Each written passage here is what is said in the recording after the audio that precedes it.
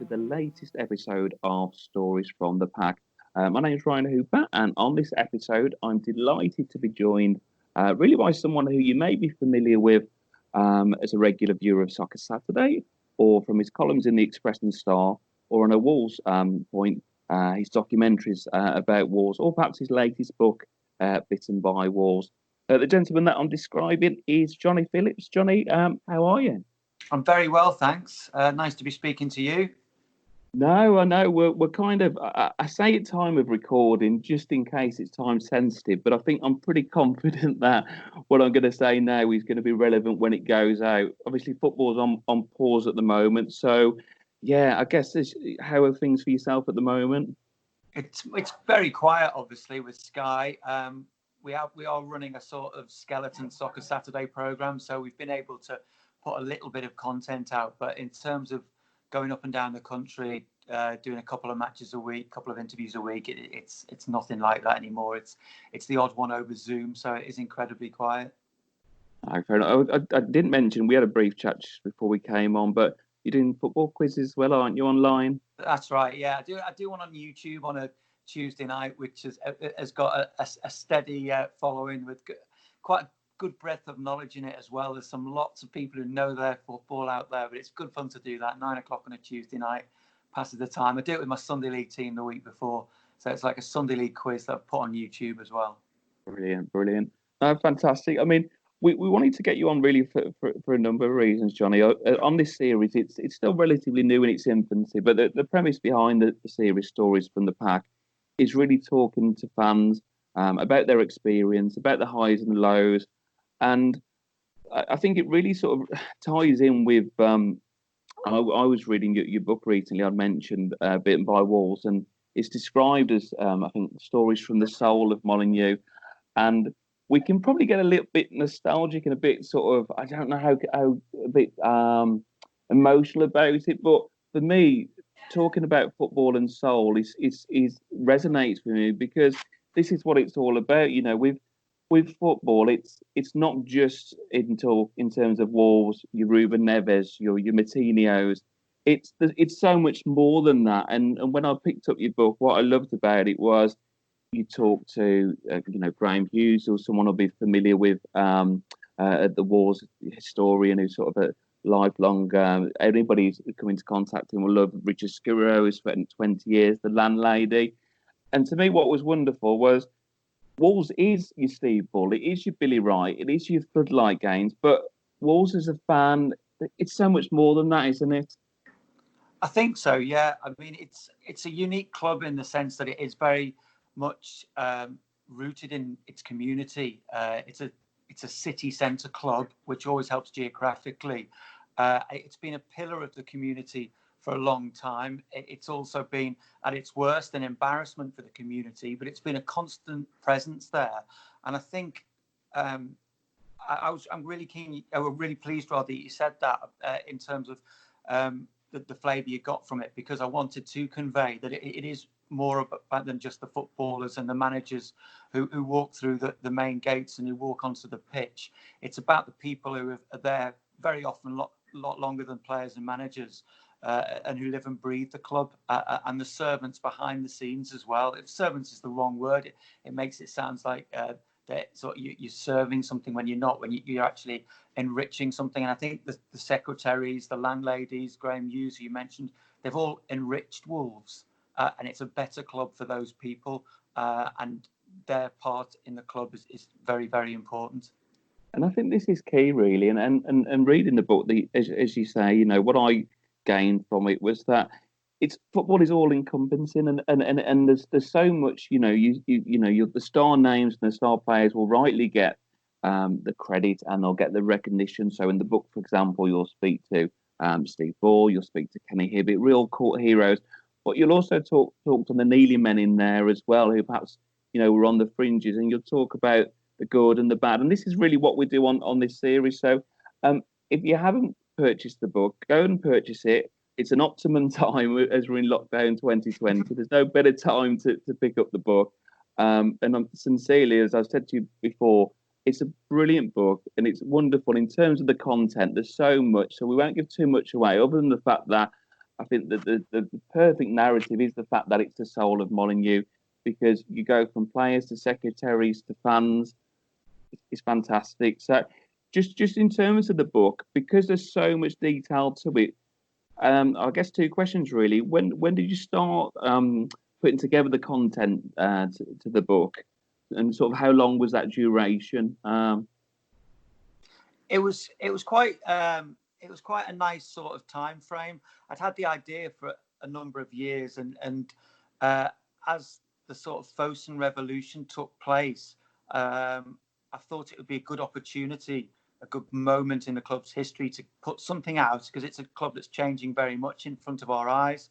So, come the May that Wolves were promoted, I pretty much got to work on it and wrote it over the course of the first season back in the Premier League under Fosun, and finished it off around the May time when that season finished as well. So it's a sort of 12-month project done over that very first season back in the Premier League. And it sort of came together quite well around that, because a lot of the chapters I discussed the state the club is in at the moment in time, and at certain moments I was speaking to certain people ahead of particularly memorable games or moments in that first season.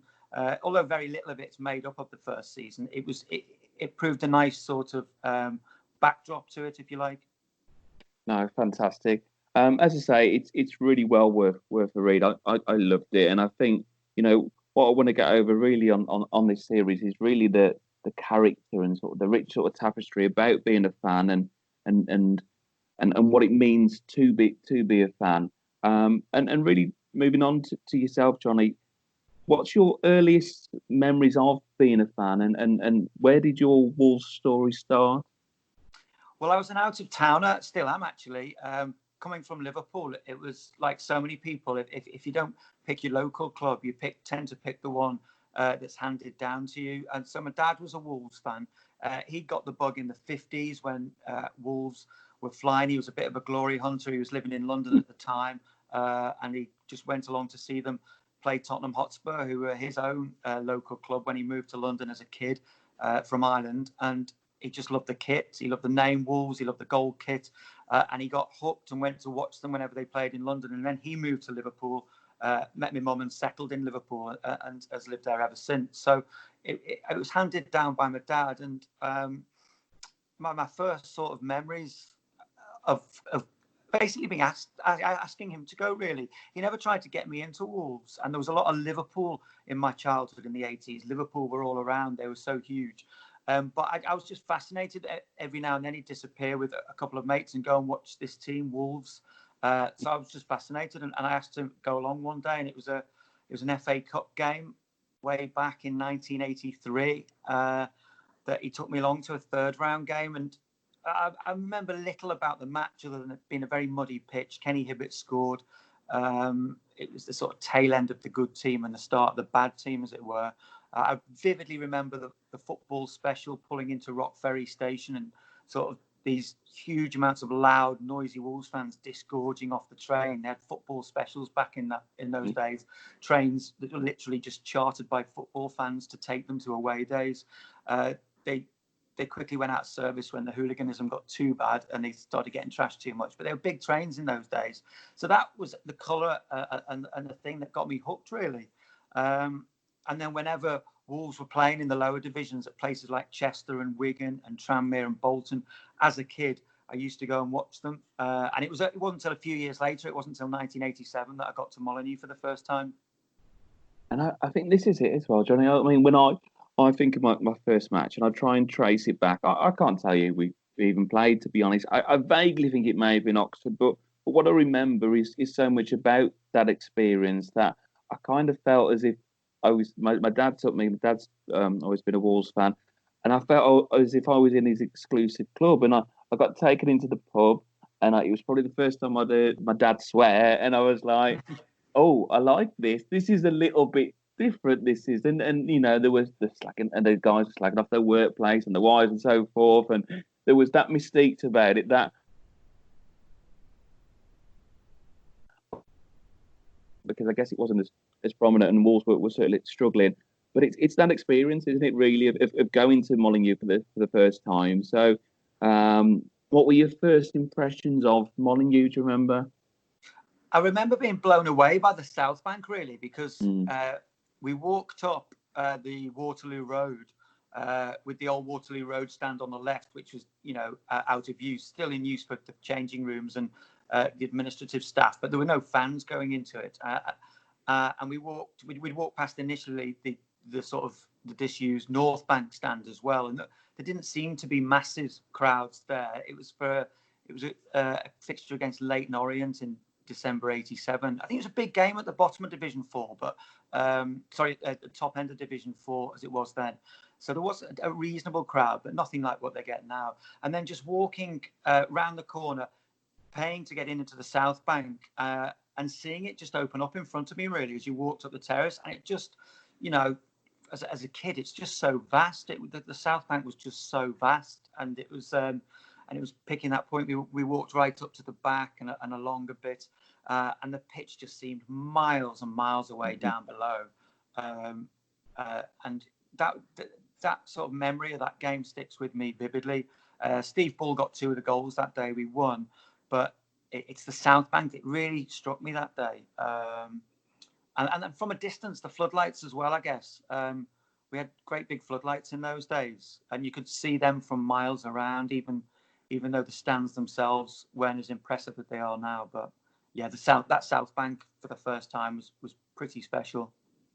I think it is. I think as well. You mentioned sort of previously in terms of the ground and where that's situated, and I think that's so much about the club. And I know we're biased, but everybody listening is in the same hymn sheet really on this. There's something about a football club and a community, and the fact that geographically as well. And I think you mentioned that in the piece as well. That the fact that you where it is, that you can walk to the pubs, and you've got sort of the church close to town, and you've got the streets, and you've got Whit Marines, and you've got different areas of Wolves socially, and the football club is just such a heart of that. And I remember going to say Main Road as well, and I draw comparisons with Main Road in terms of that ground, that it was down your sort of typical, stereotypical northern streets and your alleyways and so forth. But there was a buzz about that, and you don't. I know for someone like yourself who's probably been to more grounds than I have. It's such a fantastic place to watch football. I think that's part of it, isn't it? It's such a feel of it. I know things have moved on with the ground itself, but I just love the fact of where it is, because it just feels such a heartbeat of the community. Definitely. It's a natural amphitheatre as well, isn't it? I mean, the South Bank was built into the hill then, and it sort of fitted in its place as well. Aesthetically, it felt like a fit. That was the place in Wolverhampton Centre where you would have a football ground if you're going to have one.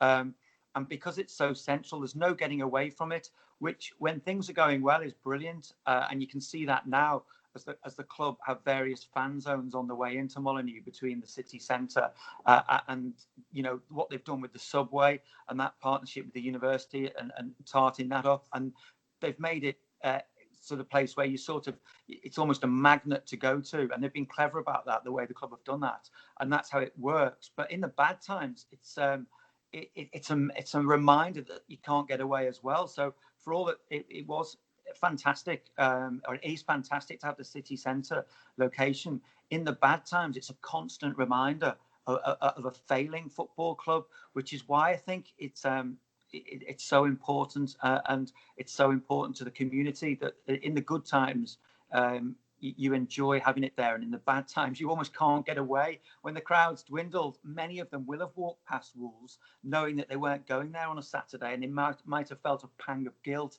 they might have felt disinterest, they might have felt as if the club deserted them. But there's no escaping Wolves in a city like Wolverhampton, whereas at other clubs, I mean, even Liverpool, where I'm from, you could escape Liverpool and Everton. They're out in a suburb away from the city, a sort of 45-minute walk away from the city centre. There is a way of avoiding it, but you can't avoid Wolves if you're from Wolverhampton and if you live and breathe Wolverhampton. And I think that's great. I think that's a good thing, because it makes the club more accountable to the people of the city. Yeah, and I think this is the thing, as you say, I'm someone who probably about 15, 20 minutes away from the ground, sort of as I'm speaking to you now, and the fact that you go around the city centre. I mean, to me, it's always a town centre, but that's a trivial point.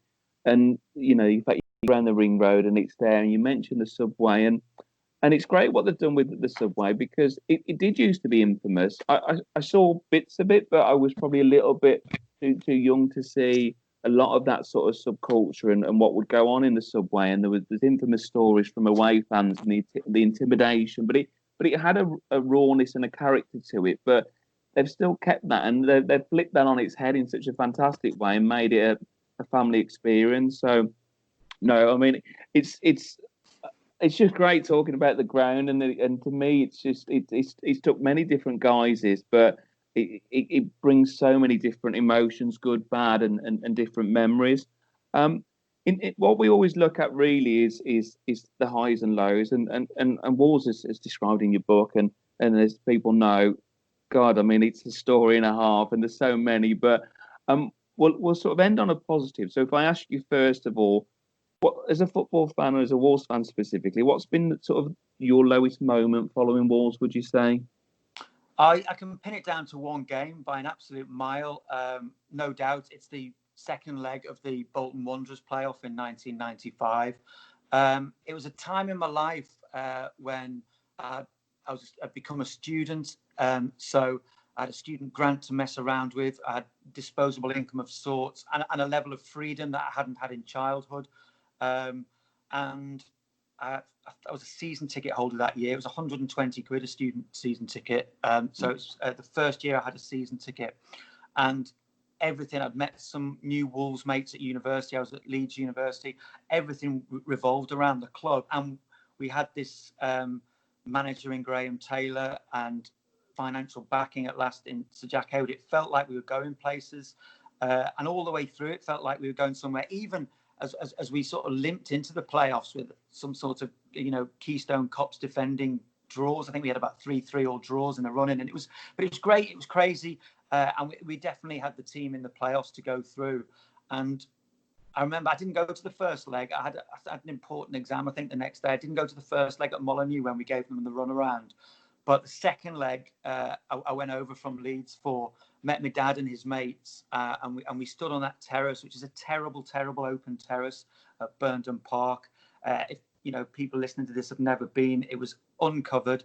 Half of it was a superstore, a Normid superstore, I think it was called. So it was one half side of the goal you couldn't actually get to. You were shoved in a corner on this half terrace, and on that particular night, the rain was coming down, the wind was whipping up, and it was a horrible place to be. And then to lose it in the way we did in extra time, in a game that we probably didn't do ourselves justice in, to a Bolton side who were just up for it on the night, and their fans got them up for it. It was just low. I remember thinking just how devastated I was, thinking this could really this could have been the moment the team could have really gone anywhere. And at the time, I was devastated that the season ended like that, without even a Wembley playoff, that it ended like that. But I think looking back now, I think history has probably proved that it was more than just losing that game. Wolves didn't recover from that for a long, long time. It set them back as a club a long, long way. And you only have to look at the success Bolton had. They did come down the following year, but then got back up again. And the long spell they had in the Premier League and the club Bolton Wanderers became.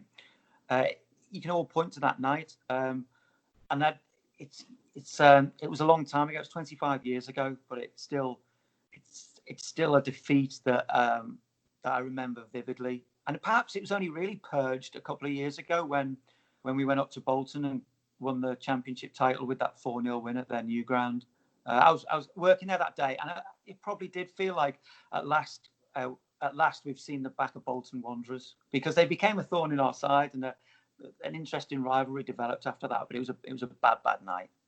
Yeah, I mean, for me, I went. It was the reverse. I went to that home game, as you rightly say, where I think Peter Shilton came out of retirement and just had the most amazing game, and we were brilliant. We were really sort of on it, and it should have been 5 or 6, and that's not an exaggeration.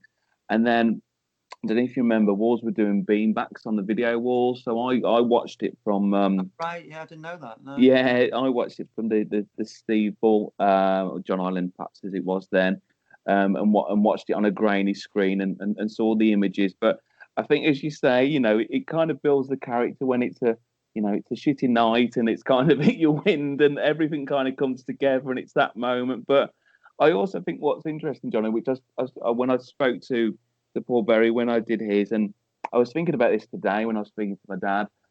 I think Wolves is always our team, but I think when you're at a point, there's probably a point in everyone's life when it's like, this is my team, this is my Wolves team. So when I speak to my dad, he's still a Wolves fan now, but he's not as heavily involved and emotionally attached, if that makes sense, Yeah. to the side of, say, the Wagstaffs and the Dugan. So he loves how it is now, but he can get over a result. And I find it interesting, as you say, your time of your life, that you're a student, you're a season ticket holder at the time. I think it feels so much more then, doesn't it, when it's kind of you're at a point in your life following the club, when you're a season ticket holder, when you're regular, that I don't know, it just kind of feels more, if that makes sense, because It it's does kind of, make yeah. sense.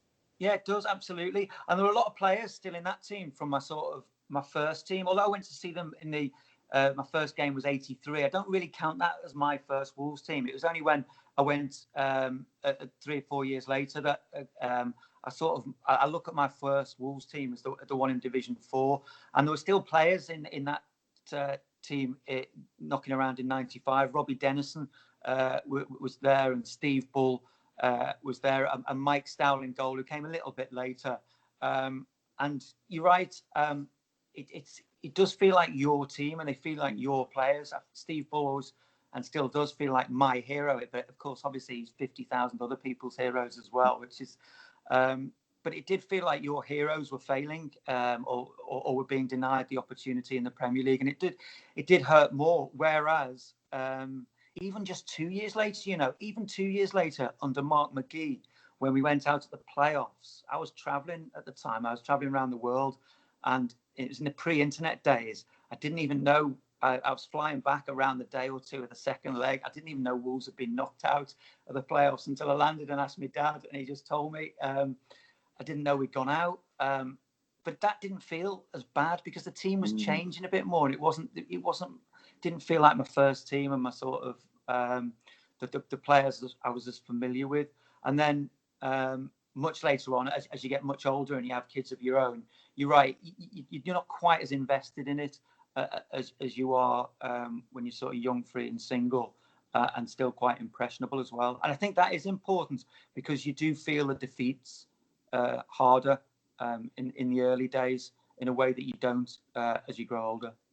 And I think that's right. And I think it's also the context of it, isn't it? Because, the Bolton example was the fact that at that time we'd invested heavily, we'd spent a lot of money, and it kind of felt like a bookmark moment where it was kind of now or never. Where, for example, in recent times when we lost the semi-finals to Watford, God, that was gutting. But I'm not going to say I was all right with it, because you're never all right losing a semi-final. But I could kind of put that in its box and say, because I had a similar experience to you with Bolton and the Palace and so forth, and because I knew where Wolves were or are now, I could kind of deal with it a bit more as well. And perhaps that's years of experience as well, being a little bit hardened and kind of putting it in perspective. But also because I kind of thought, well, this isn't the how can I put it? This isn't the we're not going to be a stranger to Wembley as I saw it then, because of how well the team was doing as well. Perhaps not on that sort of knife edge as it was against Bolton. Yeah, no, that's true. I took a lot out of that Watford playoff, sort of that Watford FA Cup semi-final. It was the first time me and my dad had both been to see Wolves at Wembley. Brilliant. And all the build up to it was brilliant. He came down from Liverpool for the weekend, stayed with us. I met a few mates in the pub beforehand in London, and we all went to the game together. And pretty much up until the 80th minute, I was having the best day of my life. It was just brilliant. And it was a gutting way to lose it. And Wolves over time have shown me many, many ways of losing a game and breaking my heart, and it was a new way. I'll give Watford that. They found a new way to break my heart, and Wolves chalked up another of those moments. But I was gutted. I was gutted when we lost because I was thinking of the final and what could have been. But I parked it quickly, like you. I was probably able to park it quickly, and I probably took away a lot more from that day than perhaps other people. You know, I remember the crowds walking up Wembley Way and singing "Si Senor." It was absolutely buzzing, singing that all the way up the stands and all the way up to your seats, and it was just. I took a lot out of that day. It was a bad day. We lost the semi-final. You know, it was bad, but I took far more out of that day certainly than the semi-final under McGee against Arsenal, which was the dampest of damp squibs. That I was more annoyed at that than upset. I found that a really dispiriting, annoying experience. Yeah, I mean, we'll get on the positives in a minute, but we've got to talk about that because you've just reminded me of it, and it's something that's been talked about, and it was a disappointment because I remember going to the ground with my dad as well, and it was brilliant. It was the first time, probably it was the first time I'd been to Villa Park. Certainly, you know, we'd kind of we were around in and around the quarters, weren't we, over those years, and then it kind of felt as if it was the next advance, and then it was a team selection, and then it was the early goal, and it was just like, oh, really? I think that was the feel for that day, but you know, it was a tough one to take, but many highs and lows. But as I say, we'll move on to your highs now, because there are a number. Well, I guess really the way I would phrase it is: at what point did you think, oh my God, it doesn't get any better than this being a Wolves fan? What was that moment when you thought, shit, this is good, like, this is worth it all? Well, it's funny you should say that because the first time I really thought that it wasn't a particularly spectacular game or spectacular season, but it was just a good personal note. And I think so many supporters, it's about as much who you're with when you go enjoy a time and who you're around, who's around you, and where your life is at that point. This is such a run-of-the-mill game. It was towards the end of either the 1991 or the 91-92 season in the old second division, what's the championship now, under Graham Turner. And we had a middling mid-table side, and we went away to Blackburn Rovers one night, and it was Kenny Dalglish's Blackburn, and they'd spent a fortune it was the year they got promoted.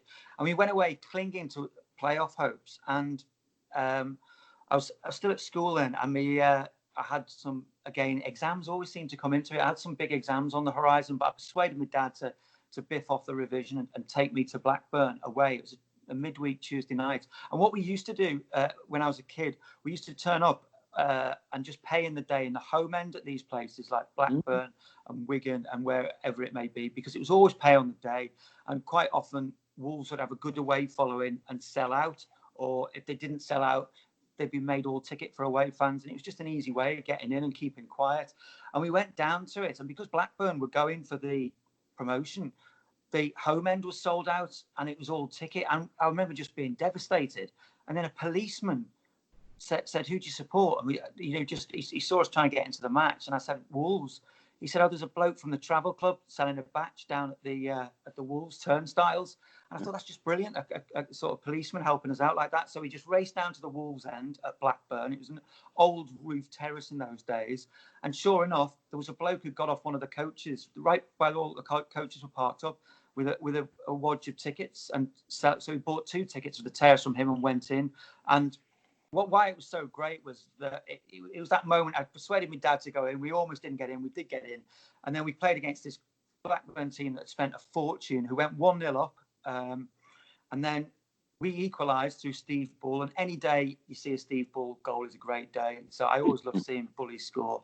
And then right in injury time, 1-1 would have been a great result. Right in injury time, Paul Birch, our old midfielder, who passed too soon, sadly. But Paul Birch took this pot shot from about 25, 30 yards away. It was another stinking day, rain hammering down, as it always seems to do in Lancashire. And they had a reserve keeper that day who just dropped it. He just dropped it over the line. It was an absolute clanger. And it went in, and there was no right to reply for Blackburn.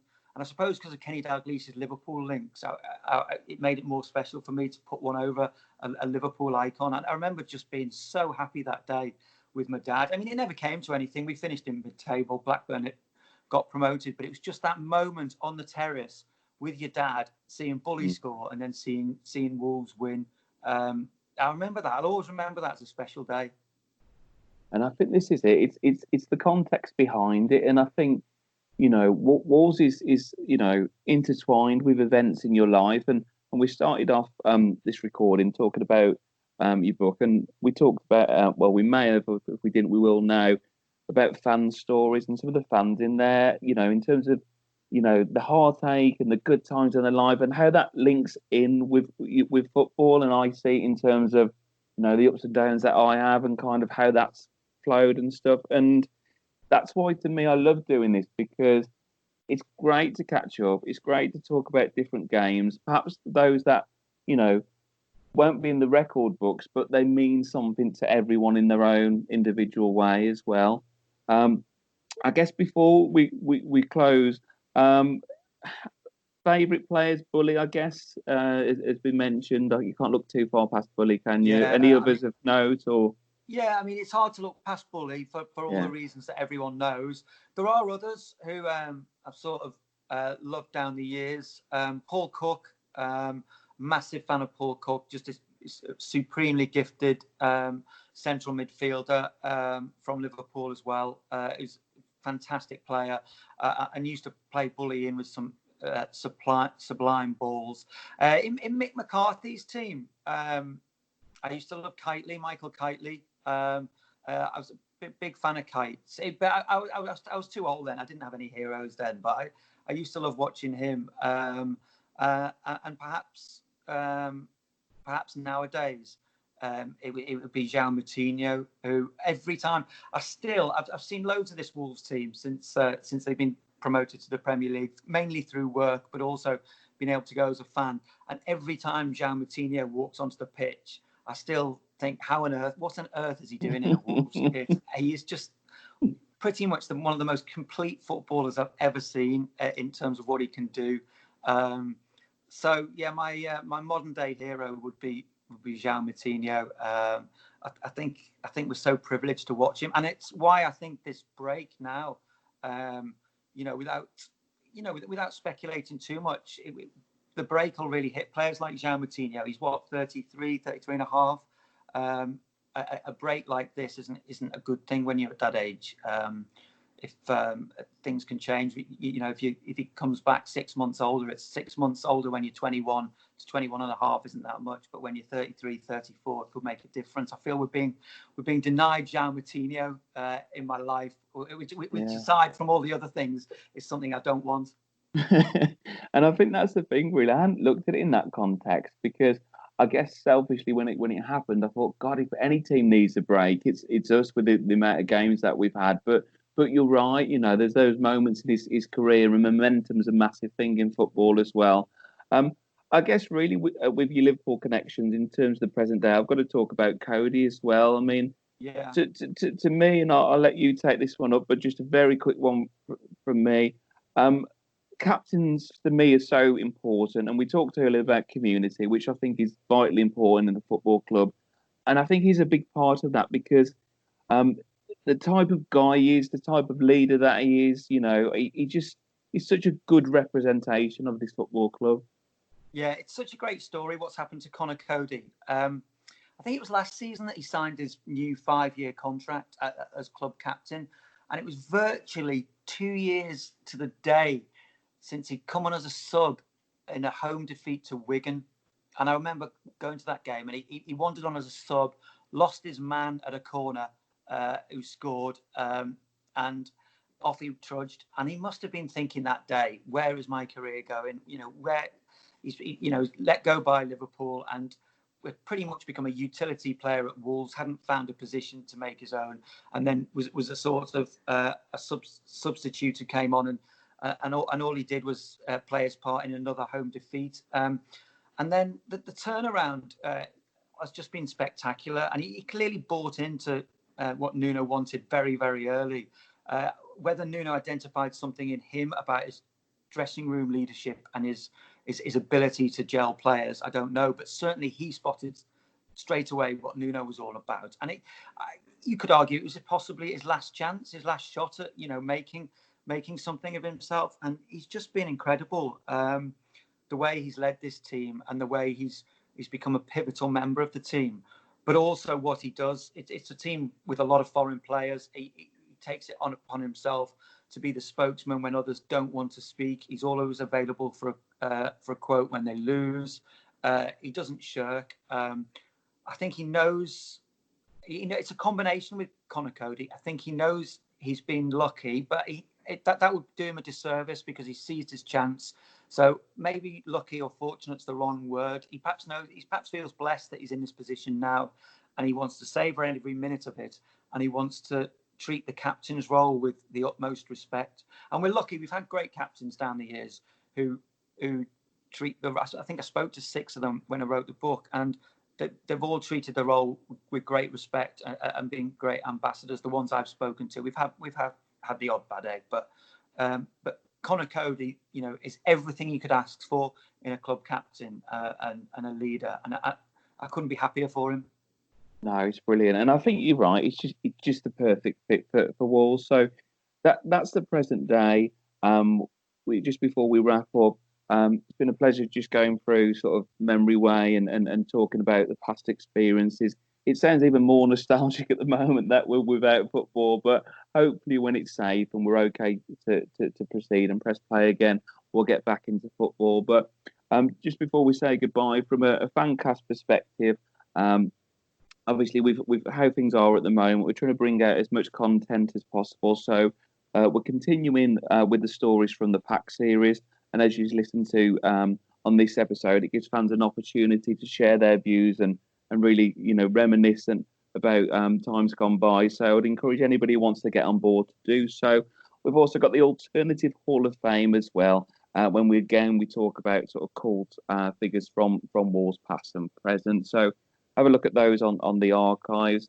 If you can give us a 5-star rating as well on iTunes, we really do appreciate it, and we thank you for your support. So, Johnny, finally, thank you. Thanks for having me on. It's been lovely just to chat over times. It's never a chore to chat about the Wolves, is it? So no, it's been a pleasure as well. Brilliant. No, lovely. So from both of us, stay safe and stay well, and we'll see you soon.